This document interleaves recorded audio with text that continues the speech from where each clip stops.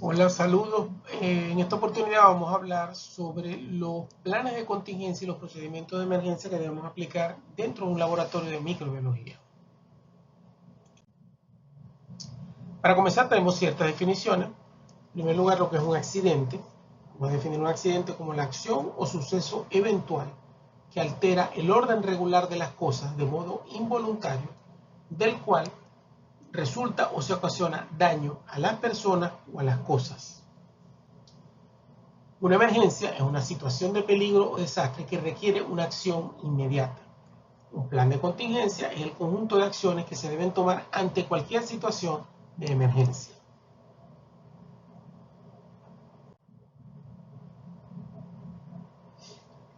El plan de contingencia tiene la función de prever procedimientos operativos para los siguientes casos. O sea, diseña procedimientos operativos para estas circunstancias. Precauciones contra catástrofes naturales como incendios, inundaciones, terremotos y explosiones. Evaluación de riesgo. Yo para hacer un plan de contingencia debo hacer la evaluación de riesgo biológico dependiendo de lo que se trabaje en esa institución. Me indica cuáles son las medidas aplicables en el caso de exposición accidental y la descontaminación que debo aplicar. Cuáles son los planes de evacuación de emergencia de las personas y animales de los locales en el caso de que ocurra algún accidente. Cuál es el tratamiento médico de emergencia de las personas expuestas o de las personas heridas. Cuál es el plan de vigilancia médica de las personas que estén expuestas, cómo debo hacer el manejo clínico de esas personas expuestas, cómo se desarrolla o se debe desarrollar la investigación epidemiológica y cómo debo hacer para continuar funcionando en la institución después del accidente.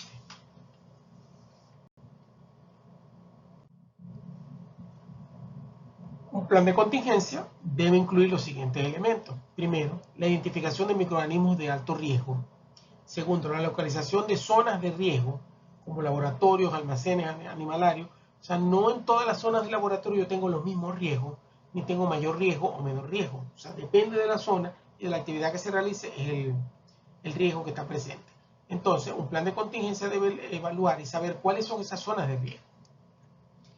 Identificación del personal y de las poblaciones de riesgo. Yo tengo que saber dentro de mi personal quiénes tienen más riesgo de sufrir un accidente o de padecer una infección que otros. Identificación del personal con responsabilidades de sus obligaciones, como es el funcionario de seguridad, que es el que se encarga de armar los planes y hacerlos cumplir. ¿Quién es el personal de seguridad? ¿Quiénes son las autoridades sanitarias locales? ¿Quién es el médico, el clínico ocupacional? ¿Quién es el microbiólogo, veterinario, epidemiólogo? Servicio de bomberos, servicio de policía. Yo tengo que tener toda esa información. No es que cuando ocurre un accidente empecemos a correr a ver a quién vamos a llamar, no. En caso de que ocurra un accidente hay que llamar a esta persona, hay que notificar si el accidente, hay que llamar a los bomberos, son estos. Si es un problema del animalario, hay que llamar al veterinario, quién es el veterinario que voy a llamar, quién es el microbiólogo, etcétera. Todo eso debe estar normatizado dentro del plan. Debo también tener la lista de los servicios de tratamiento y aislamiento que pueden atender a las personas expuestas o infectadas. O sea que debo tener instituciones que estén preparadas y sepan que en el caso de que ocurra un accidente, las personas van a ser trasladadas de la institución hacia ese centro. Transporte de las personas expuestas o infectadas. ¿Cuál es el protocolo de transporte? Debe estar normatizado y establecido. No es que después que ocurre el accidente vamos a ver cómo hacemos para llevar a las personas que sufrieron el accidente a la institución de salud. Lista de fuentes de inmunosueros, vacunas, medicamentos y materiales y suministros especiales que necesite según el tipo de accidente. Por ejemplo, en el caso de un accidente ofídico, ¿dónde están los antisueros? ¿Dónde están las antitoxinas? ¿Dónde están los sueros antiofídicos, etcétera? Todo eso tiene que estar protocolizado. Provisión de material de emergencia como ropa protectora, desinfectantes, estuche de material para derrames químicos, derrames biológicos, materiales y suministros para descontaminación. O sea, todo el equipamiento que se necesita para tratar el plan de contingencia o tratar el accidente. Dentro del laboratorio debe contemplar el plan de contingencia, cuántas estaciones de seguridad y dónde deben estar ubicadas esas estaciones de seguridad. Una estación de seguridad no es más que una unidad estratégicamente situada en la que yo debo encontrar a la vista y fácil, todo debe estar accesible, previa ruptura de su sello o su precinto. Esas estaciones de seguridad están selladas, pero una vez que ocurre un accidente yo puedo romper ese precinto y allí que voy a encontrar fácilmente voy a identificar y voy a tener disponible todo el material que necesito para actuar inmediatamente ante el accidente del laboratorio. Y es conveniente que esas estaciones de seguridad se coloquen junto a la ducha de emergencia y los extintores. Entonces yo tengo ducha de emergencia, estación de seguridad y extintores. Allí en esas estaciones de seguridad tengo todo el material necesario para controlar el accidente. ¿Qué debe contener una estación de seguridad? Un botiquín de primeros auxilios, una manta apagafuego, equipo de vestir completo con guantes resistentes, botas impermeables, gafas de protección, gorro, mascarilla, batas impermeables, cubre todo ajustado en las muñecas. Eso pasa sobre todo con accidentes que involucran sustancias tóxicas o riesgo biológico. Yo tengo que proteger al personal. Papel absorbente o almohadillas absorbentes cuando es un químico, por ejemplo. Palas, cepillos, pinzas, bolsas de autoclave específicas de tipo 3, o sea, bolsas resistentes al autoclave y resistentes a la perforación por objetos punzocortantes. Material absorbente inerte específico para productos químicos. Todo esto lo debo tener yo de mi estación de seguridad. Y todo mi personal debe estar capacitado en cómo y cuándo utilizar este material. Adicionalmente, en mi equipo de emergencia yo puedo tener otros materiales, como les dije, adicionales, que voy a necesitar dependiendo de ciertas circunstancias del local donde yo esté trabajando o lo que se manipule dentro de ese laboratorio. Tenemos vestimenta protectora completa, sobre todo cuando, como les mencioné, cuando trabajo en microorganismos de grupo 3 o 4. Necesito mascarillas respiratorias que cubran toda la cara y además tengan filtros de partículas, filtros HEPA para accidentes biológicos o filtros para sustancias químicas en caso que haya un derrame químico. Y necesito también material para la desinfección de los ambientes, de los locales, como por ejemplo rociadores y vaporizadores de formaldehído cuando yo trabajo específicamente en un laboratorio de microbiología tipo 3 o tipo 4.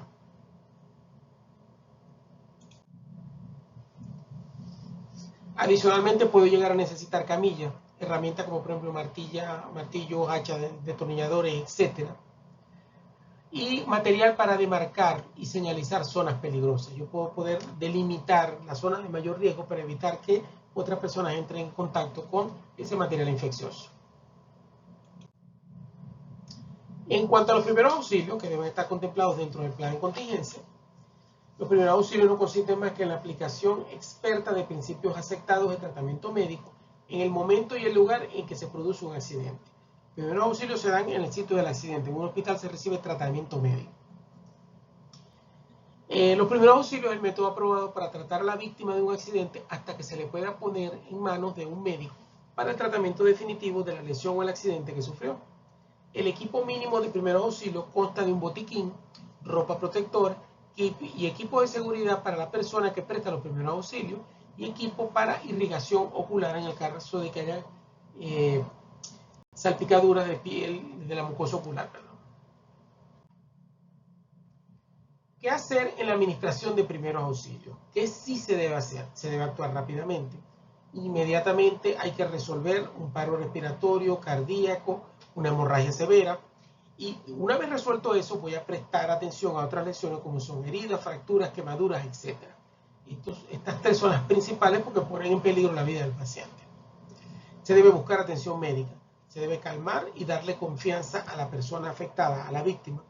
Si es posible, se debe informar con la víctima y los testigos lo que realmente sucedió para saber cómo ocurrió el accidente.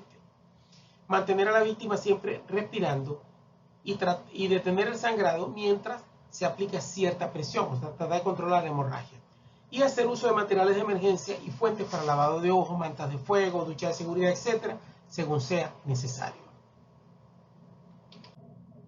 Por el contrario, ¿qué no se debe hacer durante la administración de primeros auxilios? Primero, mover a la víctima, a menos que sea necesario por la seguridad de la víctima o de la persona que la está atendiendo. Dejar a la víctima sin atención no se debería hacer. Darle, por ejemplo, a la víctima comida, líquidos o medicamentos hasta que no se determine de verdad cuál es la naturaleza de la lesión o el padecimiento que tiene esa persona. No se debe administrar oxígeno a menos que esté entrenado para el uso de los equipos de suministro de oxígeno. O sea, solamente una persona entrenada para aplicar oxígeno, por ejemplo, es el que debería hacerlo. Si la persona no está entrenada, no debe hacerlo. Remover con el dedo un objeto de los ojos de la víctima. Remover objetos encajados en una herida abierta en la víctima.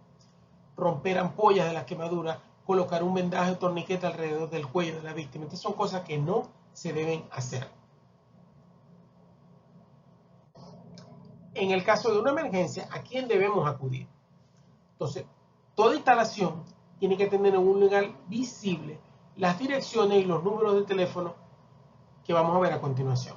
Primero, el del propio establecimiento o laboratorio, indicando qué se hace en ese laboratorio. ¿Por qué? Porque en el caso de que lleguen los servicios de emergencia, los servicios de emergencia no saben lo que se hace en el laboratorio. Al ver allí, ellos pueden más o menos identificar qué tipo de accidente o qué pudo haber ocurrido en el laboratorio. O sea, una persona que llama al laboratorio o que asiste durante una emergencia al laboratorio no sabe cuáles son las funciones del laboratorio. Por eso es importante que el establecimiento tenga esa definición en esta señalización que debe estar en el laboratorio. Debe estar el teléfono del director del establecimiento o laboratorio, del supervisor del laboratorio, del funcionario de seguridad, servicio de bomberos en caso de que se necesite llamar a los bomberos, del hospital, del servicio de ambulancia y del personal médico, nombre de los distintos servicios, departamentos o personal médico si es posible, los números de la policía, del funcionario médico, del técnico responsable del plan de seguridad y de los servicios de agua, gas y electricidad. Toda esa información debería estar visible para que cualquiera la pueda utilizar en el caso de una emergencia.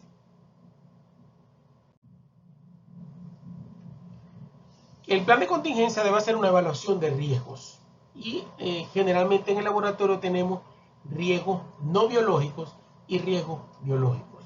Dentro de los riesgos no biológicos tenemos accidentes químicos, físicos, eléctricos y fuego.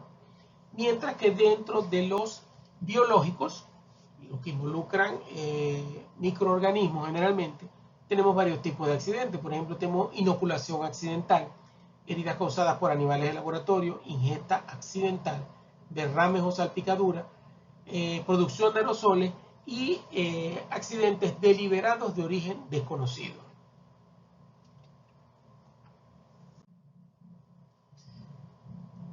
Entre los riesgos no biológicos tenemos en primer lugar los accidentes químicos, tenemos los derrames. Frente a un derrame accidental debe actuarse rápidamente para su absorción, neutralización o eliminación.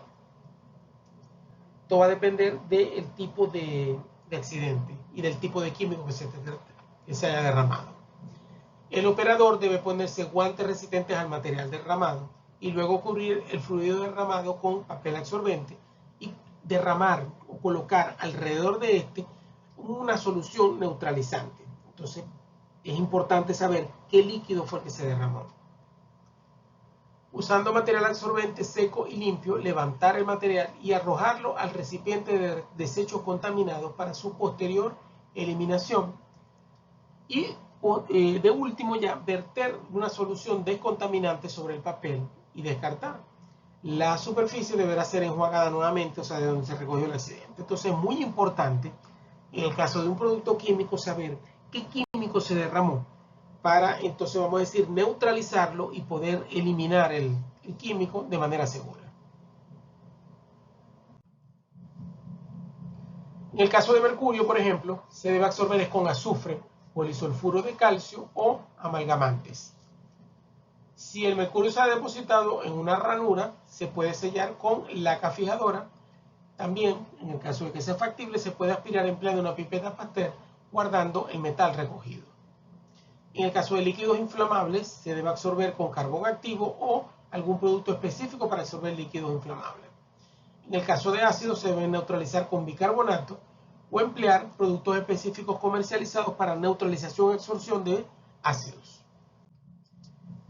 En el caso de los álcalis o las bases, emplear ácido clorhídrico diluido o productos específicos comerciales para neutralización y absorción de bases. En el caso de un agente oxidante, hay que reducir el agente oxidante con hiposulfito, bisulfito o sal de hierro y añadir un poco de ácido sulfúrico 3 molar. Esperar y neutralizar posteriormente con carbonato de calcio. En el caso de los cianuros, añadir hipoclorito de sodio y esperar 24 horas.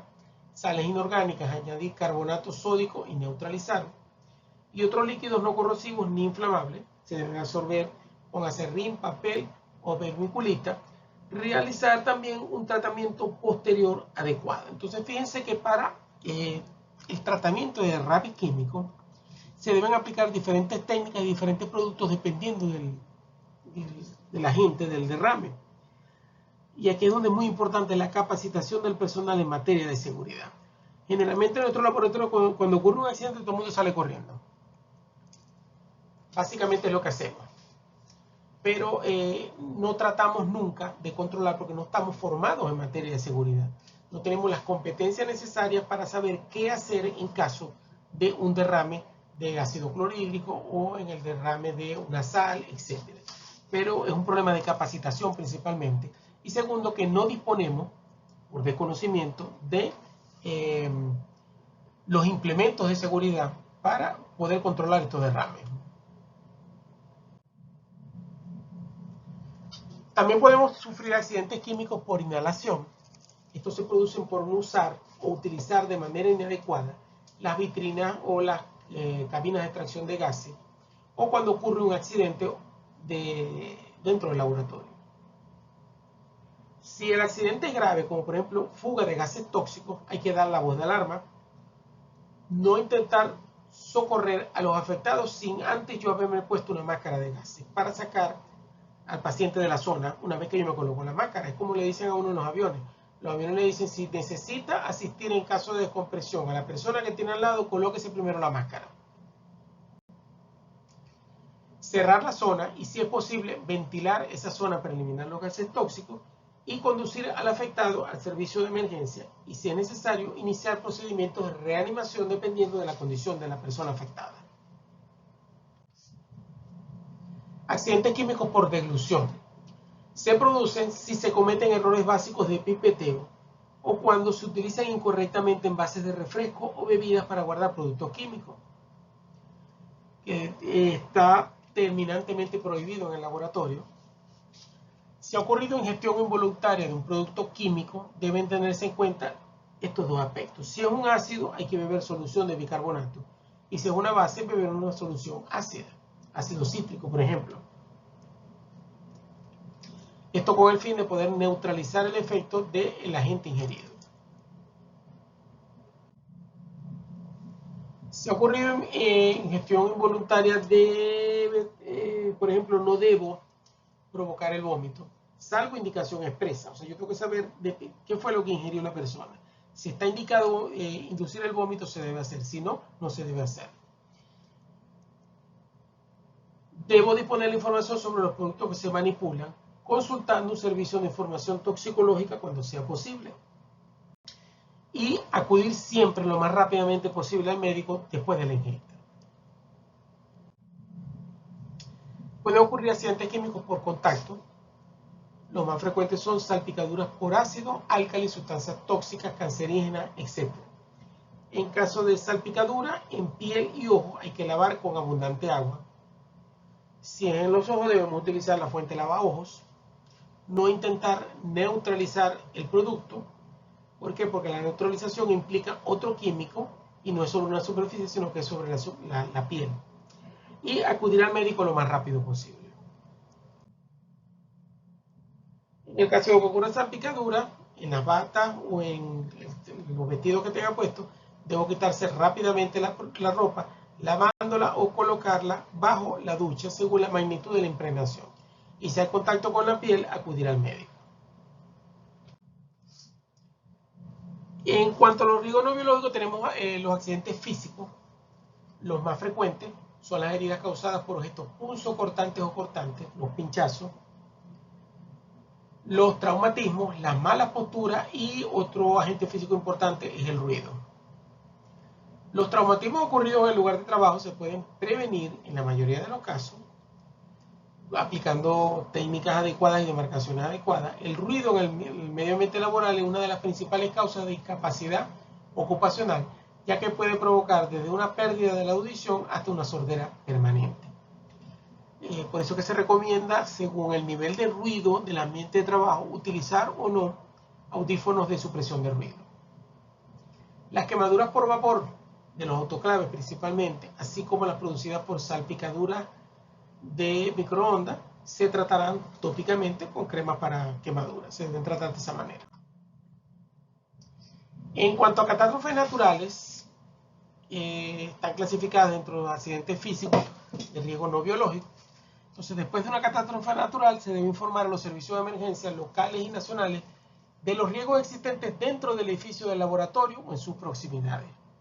¿Para qué? Porque en el caso que ocurra una catástrofe, de pronto el personal de emergencia quiere entrar al edificio para ver si hay personas. Entonces hay que advertirlo sobre lo que se hace dentro del laboratorio. El personal de esos servicios de emergencia solo debe entrar acompañado por un trabajador capacitado del laboratorio. El material infeccioso va a ser recogido en cajas impermeables o bolsas desechables fuertes resistentes, y el personal de seguridad, basándose en la reglamentación de la zona donde estén, determinará el material que podrá recuperarse o eliminarse definitivamente. Todo esto va a depender de las normas de la institución o del país donde se encuentre.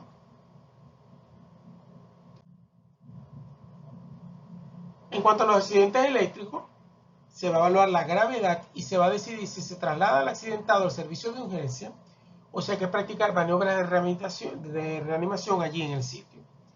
Jamás se intentará apartar al afectado de la fuente eléctrica con las manos, sino a través de un objeto no conductor. Si es posible, siempre se va a cortar primero la electricidad, el suministro eléctrico, antes de aplicar algún tipo de tratamiento o atender al paciente, así como que antes de tratar de separarlo de la fuente eléctrica. En cuanto al fuego, generalmente es consecuencia del uso de los mecheros de Bunsen, fuentes de calores eléctricas o el uso que se hace de ciertos productos inflamables. Para que exista fuego como tal, hace falta que se mantenga el tetraedro del fuego, que no es más que un material combustible, oxígeno, temperatura y una reacción en cadena que se da todo el tiempo, que generalmente lo que produce son radicales libres. Entonces, para que ocurra el fuego, tengo que tener un material que se queme, que es el material combustible. El oxígeno que esté alimentando constantemente esa reacción, una alta temperatura que me mantenga la reacción y me mantenga todo ese ciclo. Si se dan los 4 requisitos o los 4 elementos, se produce un fuego con llama. Si falla la reacción en cadena, se produce un fuego sin llama. El fuego con llama lo conocemos todo. El fuego sin llama es cuando ustedes observan que algo se consume y no se ve la llama. Por ejemplo, a veces ocurre con un papel, con los cigarrillos, por ejemplo. Cigarrillo, ahí hay fuego y no hay llama. Se va consumiendo poco a poco, se va consumiendo un cigarrillo. Donde tengo fuego pero no hay llama.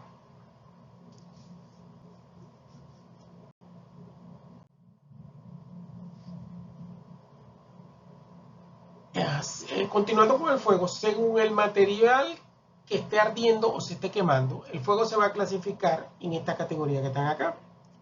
Alfa, cuando arde material sólido. Bravo, cuando arde material líquido. Charlie, cuando arde material gaseoso. Delta, cuando arde un metal. Y Eco, cuando arde material eléctrico. Entonces, es la clasificación internacional del fuego según el material que se esté quemando. En cuanto a los extintores de fuego, hay diferentes tipos. Tenemos, por ejemplo, la clase A, son extintores de agua, son útiles para incendios con combustibles ordinarios como madera, papel o telas. Tenemos extintores de clase B, que son los de nieve carbónica o CO2. Son efectivos contra la mayoría de los incendios, pero en especial contra los incendios debido a líquidos inflamables, metales o circuitos eléctricos. Y tenemos los extintores de clase C, que son extintores de dióxido de carbono, útiles para la extinción de pequeños incendios debido a líquidos inflamables. Entonces, dependiendo del tipo de material o actividad que se realice en el laboratorio, el tipo de extintor que voy a tener, porque tengo mayor probabilidad de que ocurra un determinado tipo de accidente o que arda un determinado tipo de material.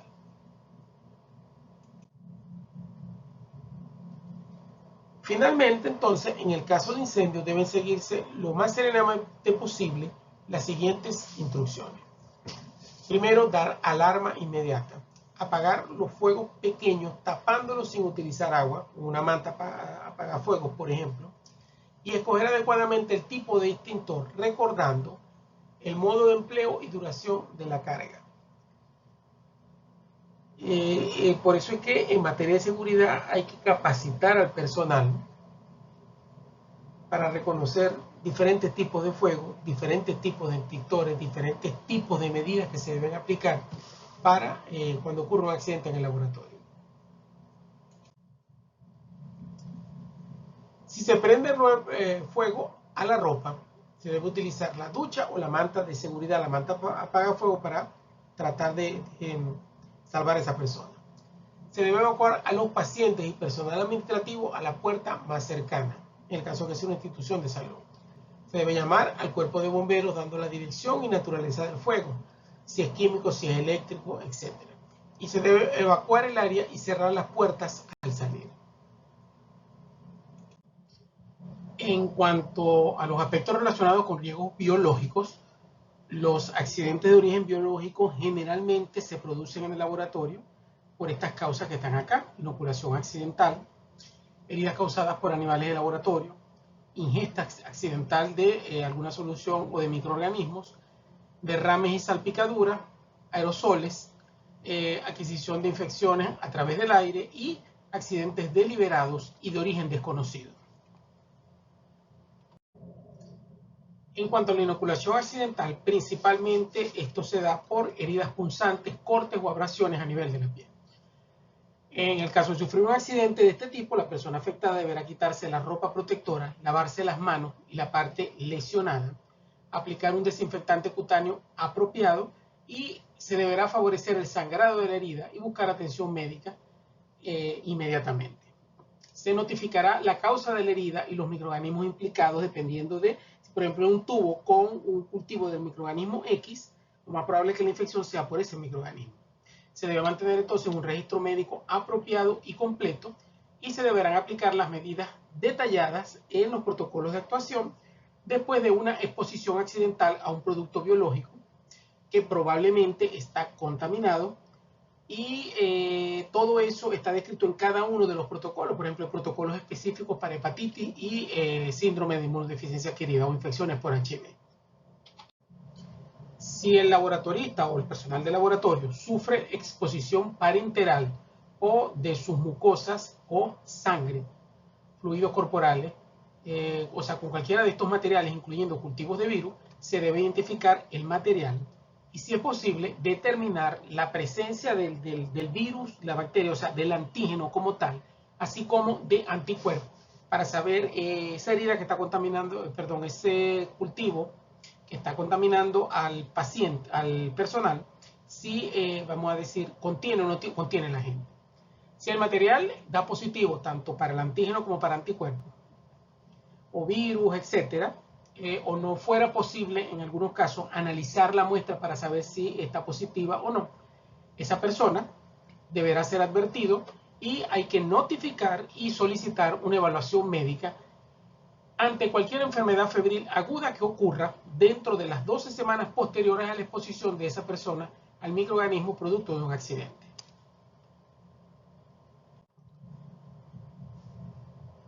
Esas enfermedades, particularmente las enfermedades caracterizadas por fiebre, erupción o linfoadenopatía, pueden indicar una infección reciente, por ejemplo, con HIV. Durante el periodo de seguimiento, pues se debe hacer un seguimiento bastante largo de ese trabajador.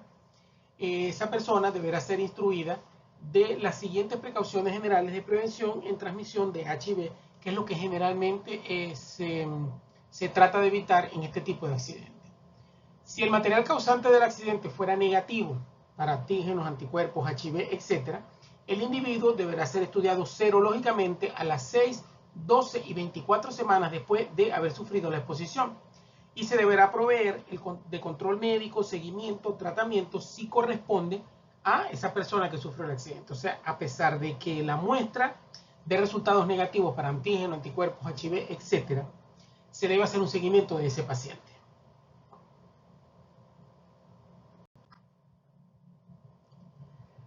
En los casos de inoculación accidental, ya no por cortaduras, sino por heridas causadas por animales de laboratorio, se tratarán como cualquier otra herida. Además, según la especie e historia del animal, se actuará en consecuencia, se debe actuar acorde con el tipo de animal, si fue una mordedura, por ejemplo, fue un emponzoñamiento, etc. Entonces, dependiendo del tipo de animal, se va a tratar y si el animal estaba o no infectado con un determinado microorganismo.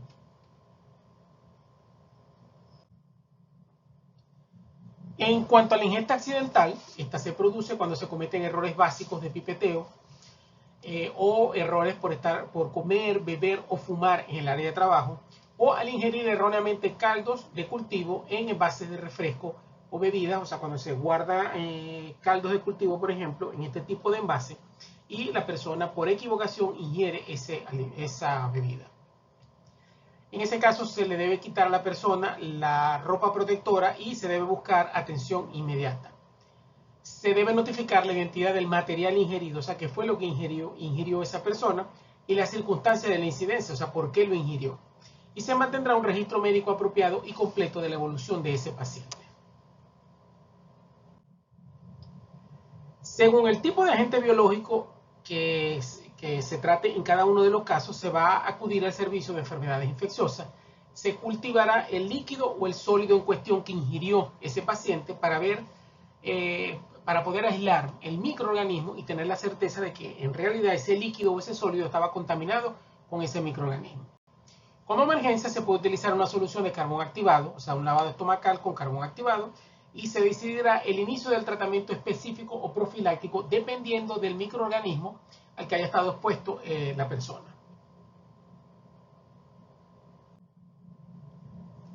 En cuanto a los derrames y salpicaduras, cuando se produce un derrame de material infectado o potencialmente infeccioso, material infectado es cuando yo tengo la certeza de que es un cultivo o una muestra de un paciente o una muestra de un animal que está infectado. Sé que ese material biológico presenta los microorganismos con los que se están trabajando.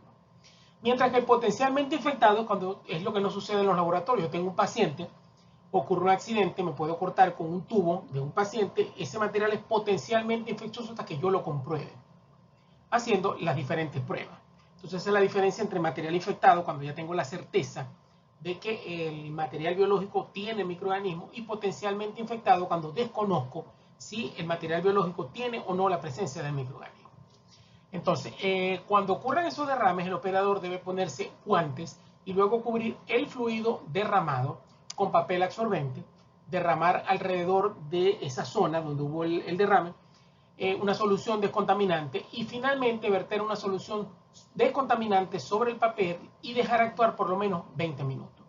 O sea que la idea es colocar un papel para absorber el derrame, alrededor colocar una solución desinfectante que la función es evitar que se siga propagando el derrame, y ya por último es colocar encima del papel que está conteniendo el derrame la solución desinfectante y dejar actuar para descontaminar esa solución y poder recogerla después.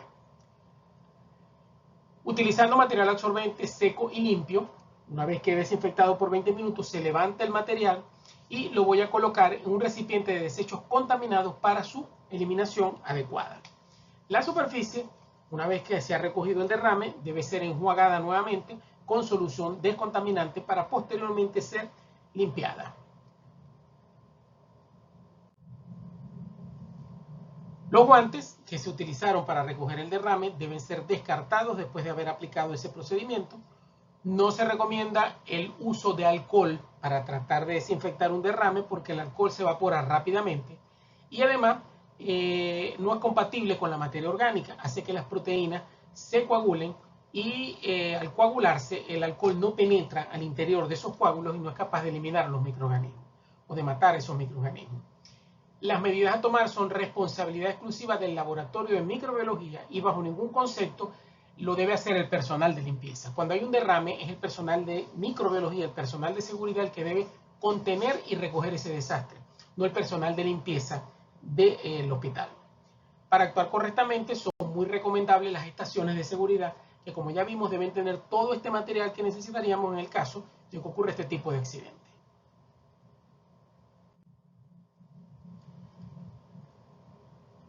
En cuanto a los derrames, para el lavado, primero se eliminan los restos groseros, o sea, los restos grandes por ejemplo, cristal, plástico, agar, etc. O sea, los restos que son evidentemente grandes se pueden recoger primero, después se lava con abundante agua y un detergente acuoso y a continuación iniciamos la desinfección. Hay que tener en cuenta que cualquier sustancia orgánica, por ejemplo, agar sangre, restos de pectona, etc., es extraordinariamente bloqueante de la capacidad oxidativa del hipoclorito de sodio. O sea, un medio solidificado de agar, el hipoclorito no es capaz de penetrar en la profundidad de ese agar para ejercer su efecto oxidativo. Y los iodóforos, por ejemplo, el yodo también disminuye la capacidad en medios como el agar, por ejemplo, materia orgánica. Por ello, la norma es primero limpiar todos esos restos grandes, colocarlos dentro de una bolsa de desecho biológico y posteriormente desinfectar la zona con las soluciones acuosas que pueden haber quedado allí. En cuanto a los derrames, en el momento de recibir la muestra, son muy frecuentes, casi siempre porque los envases están mal cerrados. Hay diferentes envases que están mal cerrados y la muestra tiende a derramarse. Es recomendable trabajar con guantes y cerca de una estación de seguridad que nos permita descontaminarnos o descontaminar la zona si ocurre algún tipo de derrame o accidente. En cada caso concreto hay que decidir si se traslada parte o todo el material que sufrió el derrame o el accidente a una cabina de seguridad biológica para que en la misma se intente recuperar parte del material o parte de la muestra y no perder, vamos a decir, la muestra totalmente. Se desinfecta por el mismo procedimiento descrito para la superficie. Primero elimino todos los restos groseros, todos los restos grandes, materia orgánica, y posteriormente voy a desinfectar con las diferentes soluciones.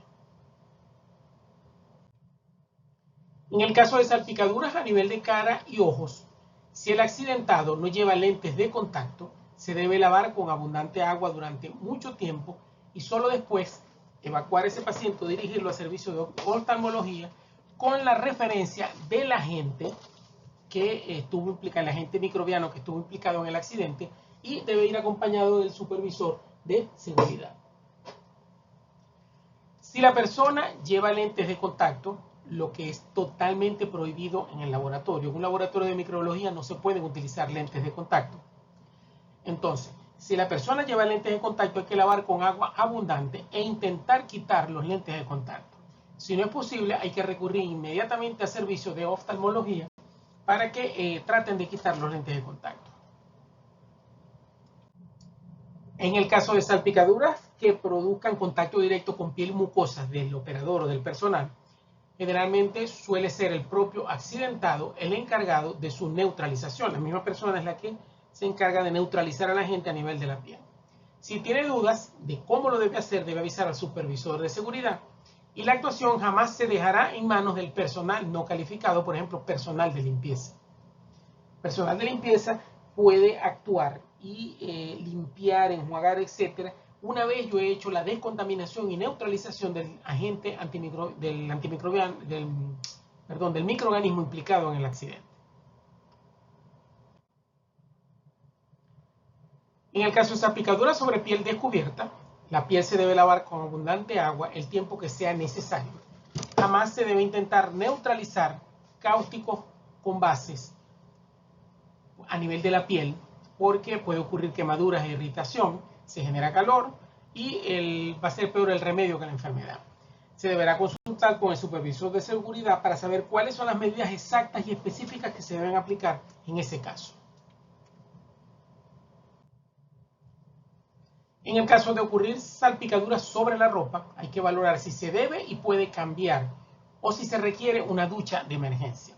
En algunos casos la salpicadura no es muy importante y básicamente uno se cambia la ropa. Recuerden que uno tiene una bata de laboratorio encima de la ropa de calle y en el caso de una salpicadura la bata es la que se impregna y simplemente con cambiar la bata de laboratorio estamos eliminando el problema.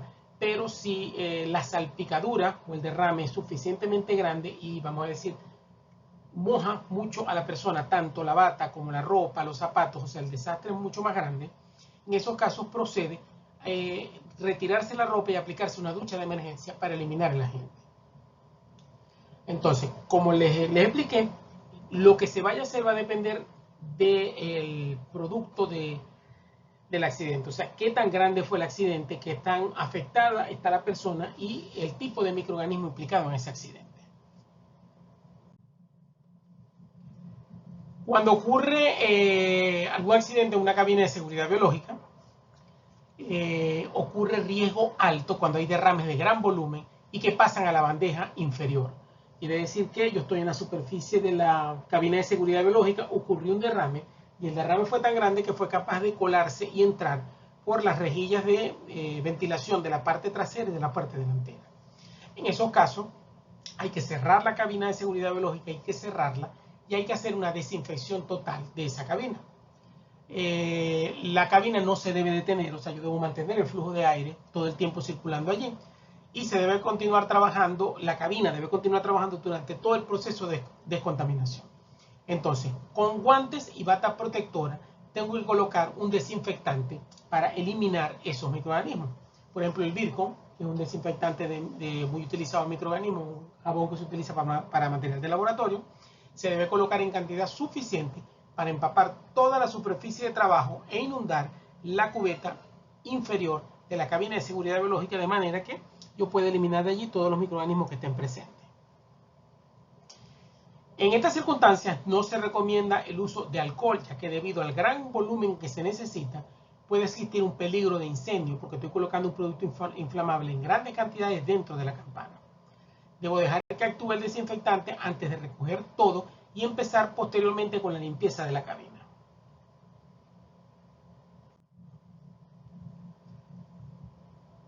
Debo depositar todo lo recogido en una bolsa para autoclave, incluidos los guantes utilizados y la bata protectora, dejar funcionando la cabina de seguridad biológica durante 10 minutos más, para posteriormente hacer la limpieza de la cabina de seguridad biológica. Una vez que yo he recogido todo el material, es cuando puedo utilizar alcohol etílico al 70% para retirar todos los restos de desinfectantes que hayan podido quedar en la superficie de la campana. Por ejemplo, si utilicé hipoclorito de sodio, yo después limpio con alcohol etílico para retirar el hipoclorito que pudo haber quedado en la superficie de la campana. En accidentes de riesgo moderado, cuando ocurren salpicaduras que quedan limitadas a la superficie de trabajo o que ha sido absorbida por el papel absorbente que en ocasiones puedo colocar en la superficie de la campana. Allí simplemente lo que hago es desinfección de la cabina de seguridad biológica, exclusivamente de la zona de trabajo con un desinfectante y a continuación voy a hacer la limpieza. ¿Con qué? Como en el caso anterior, con alcohol al 70%, retirando todos los restos de desinfectante de la superficie de trabajo. A criterio de la persona responsable, si es necesario, se va a practicar una descontaminación general de la cabina de seguridad biológica, incluyendo los filtros HEPA de la cabina. Esta acción se realiza en función de la peligrosidad del agente y del volumen vertido. Para descontaminar la cabina de seguridad biológica, generalmente la descontaminación se hace con formaldehído. Lo que se hace es que se coloca una plancha de calentamiento en el centro de la campana de seguridad biológica de la cabina, en el interior, y se coloca un recipiente con formaldehído líquido encima de esa plancha de calentamiento. Se enciende la plancha de calentamiento, se cierra la campana y se sella y se pone a funcionar. De manera que el calor hace que el formaldehído pase a la forma gaseosa, se evapore, y ese formaldehído va a circular por todo el sistema de ventilación de las campanas y básicamente va a impregnar toda la campana y todos los filtros con formaldehído, matando y eliminando todos los microorganismos presentes allí. Es la manera en la que se recomienda hacer descontaminación de cabinas de seguridad biológica. Posteriormente, hecho eso, hay que eliminar todos los restos de formaldehído, haciendo una buena limpieza de la cabina de seguridad biológica. Si ocurre un derrame en la mesa de trabajo, en esos casos, si hay presión negativa respecto a las áreas adyacentes, dar voz de alarma para que nadie más entre a la zona donde ocurrió el derrame, mantener la puerta cerrada y comenzar el proceso quitándose la ropa utilizada, desechándola en una bolsa para autoclave y vistiéndose de acuerdo con la gravedad del accidente. O sea, estoy trabajando en el laboratorio, estoy trabajando en un laboratorio nivel 3 o nivel 4, básicamente nivel 3, pues nivel 4 nunca se trabaja en los mesones. Trabajando en nivel 3, ocurrió un derrame en el mesón, doy la voz de alarma, se cierra el laboratorio, nadie puede entrar y nos colocamos el equipo de protección para poder hacer la limpieza. lo primero que debemos hacer es neutralizar el derrame con toallas absorbentes, polvos que me permitan absorber el material líquido, papel secante, etc. Posteriormente voy a limpiar con agua y detergente la zona, utilizando el equipo de seguridad y desecho todo en una bolsa para autoclave. Posteriormente desinfecto la zona de trabajo, superficie metálica, con desinfectante y los suelos con hipoclorito de sodio que voy a dejar actuar 20 minutos. Posteriormente voy a limpiar la zona de trabajo y la presión negativa me va a dar un margen de unos 30 metros para que la misma ventilación anule el peligro del aerosol que se pudo haber formado cuando ocurrió el derrame. Si hay presión negativa con respecto a las áreas adyacentes, entonces eso me va a facilitar a mí la eliminación de los aerosoles. En el caso de que ocurra la rotura de un tubo dentro de la centrífuga, se debe exigir siempre la presencia del supervisor de seguridad cuando ocurre este tipo de accidente. En ocasiones se puede detectar el accidente antes de abrir la centrífuga. Si se ha estado presente durante el proceso de centrifugación por el cambio en el ruido en el funcionamiento de la centrífuga. Uno sabe cuando hay un tubo roto en la centrífuga porque se desbalancea y produce un sonido muy particular. En ocasiones uno no está presente cuando el tubo se rompe, por lo tanto tiene que haber un entrenamiento y un protocolo para cuando se observe el accidente al abrir la centrífuga. O sea, cada vez que yo voy a abrir la centrífuga tengo que verificar que no existan tubos rotos antes de meter la mano para evitar una cortadura. Entonces, en el caso de que ocurra el accidente, que hay un tubo roto, se debe cerrar la centrífuga y hacer salir inmediatamente a todo el personal prescindible de esa área para evitar la contaminación por aerosoles. Vestirse de la misma manera con el traje de seguridad que se utiliza en el caso de la salpicadura. Cerrar la habitación y desinfectar la centrífuga por fuera, esperar 20 minutos, abrir la centrífuga suavemente para evitar esparcir aerosoles, colocar todas las muestras que no están rotas en una gradilla o recipiente hermético, por ejemplo una bolsa de autoclave, y llevarlas a una cabina de seguridad biológica para manipularlas allí, porque están contaminadas con aerosoles. Debo limpiar y sacar los restos con guantes adecuados, guantes de malla de acero para evitar cortaduras, y meterlos en bolsas de autoclave o bolsas del tipo 3. Llevar las cubetas o las cestas de los tubos, las debo llenar con desinfectante y el rotor, si es posible, lo debo colocar en el autoclave. Se debe desinfectar la centrífuga por dentro con productos iodóforos o desinfectantes que se dejan actuar por 20 minutos.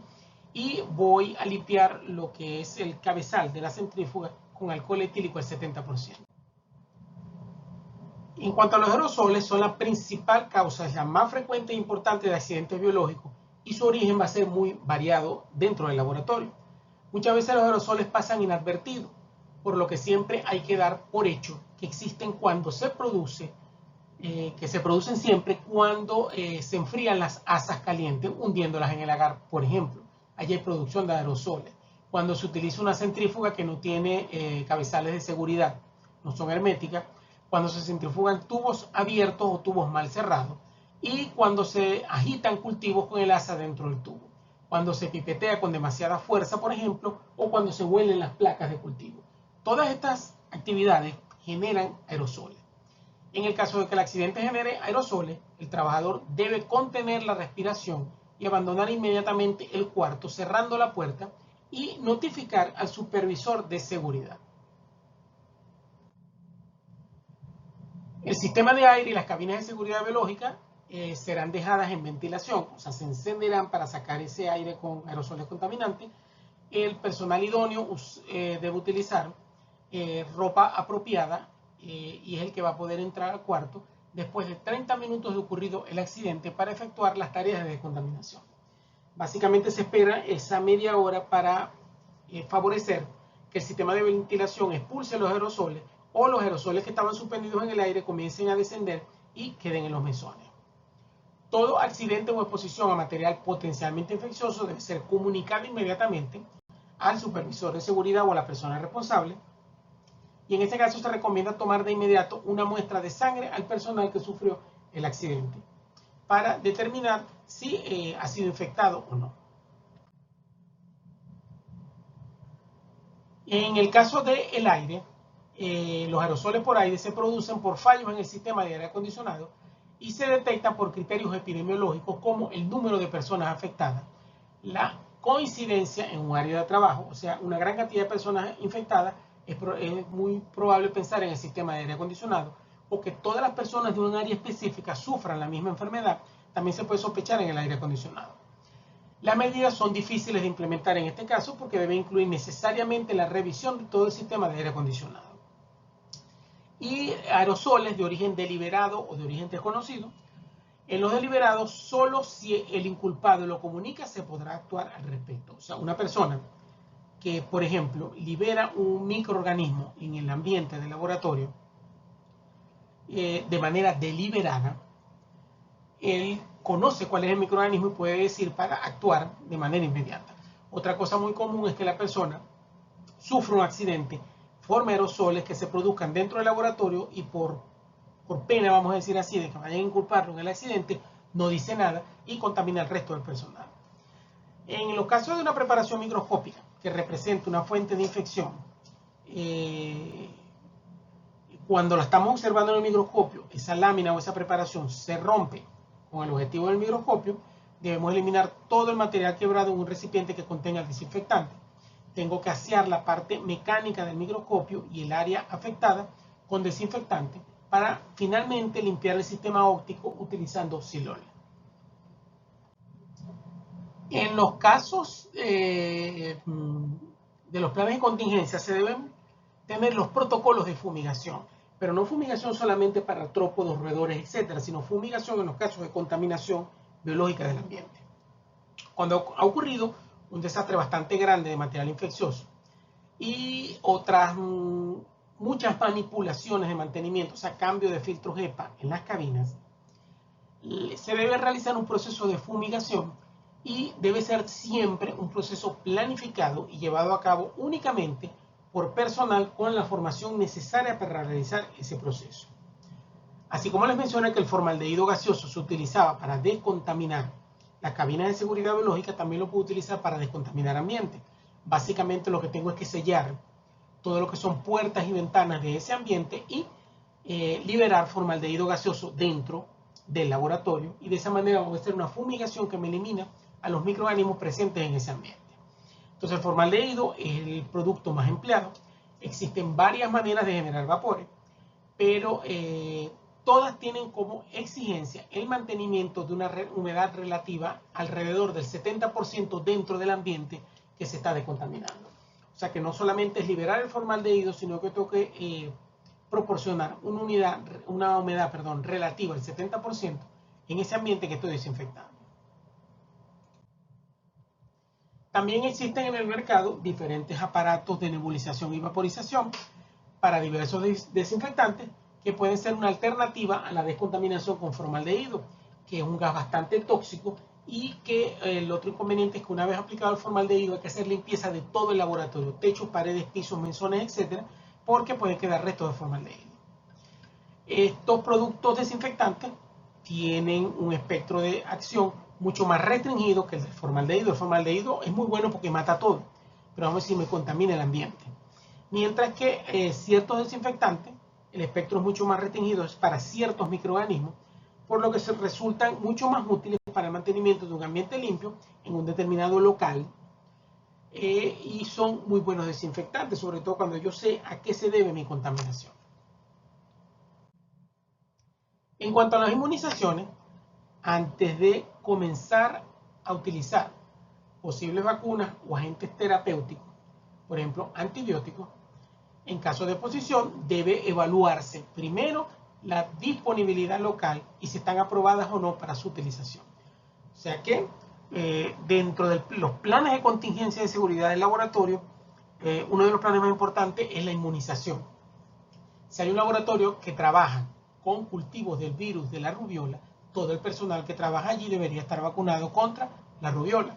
Igual que el laboratorio que se trabaja, por ejemplo, con el virus de la hepatitis B, todo el personal debería estar vacunado y cero convertido a hepatitis B, al antígeno de superficie principalmente. Algunos trabajadores pueden haber adquirido inmunidad en una vacunación o infecciones anteriores.